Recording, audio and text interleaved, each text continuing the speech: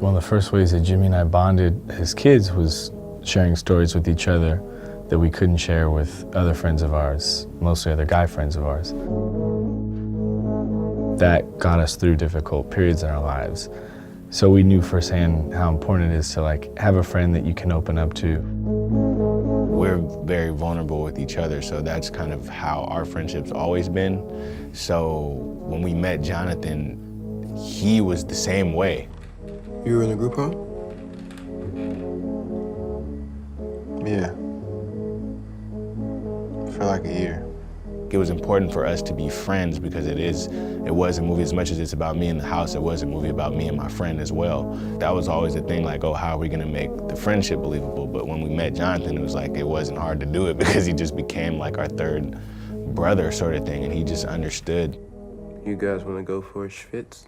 We would also have, other guys that we grew up with who, when they were around us, would be more in touch with maybe that vulnerability. They'd feel more comfortable to open up.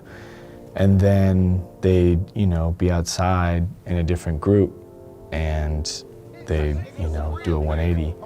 And that's part of where the character of Kofi came from. Hey, great news is you're all doing marvelous work. Congratulations. It's not easy.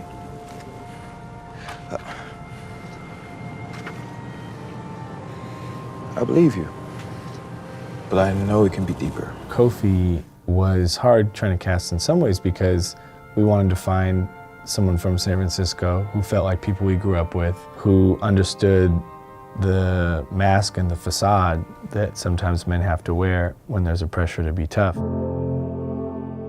We met Jamal by chance at an after-school program. We were casting kids for this rock fight scene. And so they were crumpling up paper balls and throwing them at Jimmy to audition. And Jamal wandered in and he was working there. And he asked us what we were doing and we started telling him about the movie. And immediately he said, oh, this character is me. You're okay there. You're okay there. Bro, you're not a director, bro.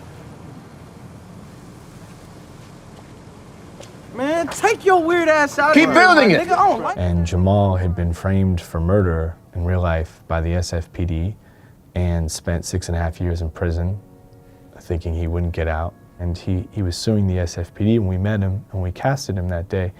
And a couple weeks before we shot the film, Jamal won $10 million from the SFPD. This that house? Hey, Jimmy used to talk about this spot all the time. But you know how niggas be in a group home, over-exaggerating and shit. Trying to be all special.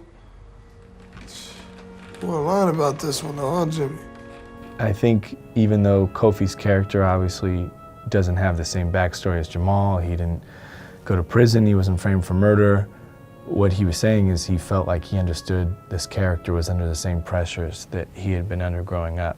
And so I think we were all kind of blown away, having never acted in anything like this, how believable he made that character. But I do think part of that is just because in his bones he also understood him.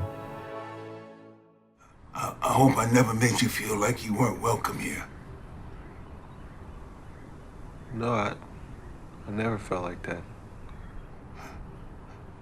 'Cause I don't care where you been. You don't have to tell me. It's just you two stick together. The reception has been great. I mean, it's been, men coming up to us who are like kind of uncomfortable even saying like, I thought that, thank you for being vulnerable, man. Like they're just like, they don't want to say it, but that's why I think it's important for kids to see it too, to know that you can be vulnerable with your friend and stuff.